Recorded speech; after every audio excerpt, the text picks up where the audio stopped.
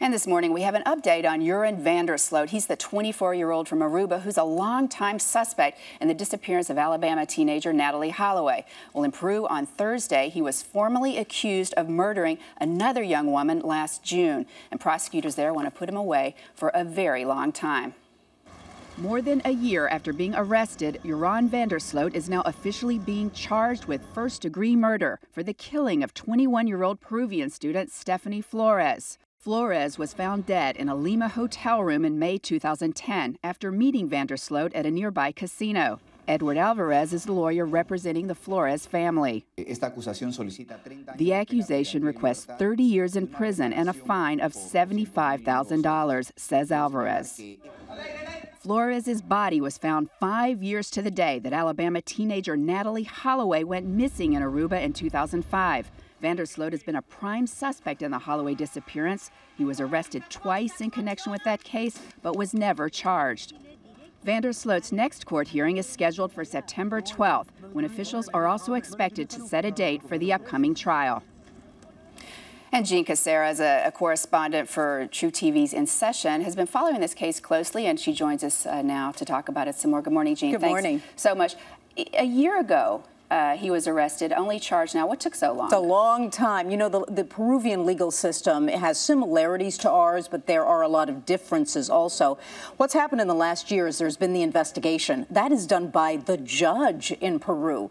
He enters his chambers and he has people come and he interviews them and makes a written record of this entire case. He's been doing that for a year, and that's all in secret. He concluded that. He gave all of his conclusions to the prosecutors, and what they have done now is filed formal charges, and it's first-degree murder they're accusing him of, and also robbery. And what this means is now we're proceeding to trial. Well, I mean, if the judge has looked at it for this long, it sounds like they must be pretty sure he did it. Is he going to plead guilty, or is he saying that he's innocent here? You know what it looks like he's going to do? I don't think they want an outright acquittal. It looks like they want what we would call a lesser included, a manslaughter type of charge, that Joran Van der Sloot, out of passion and great emotion, killed Stephany Flores. But the prosecution is saying, no, this is premeditated murder.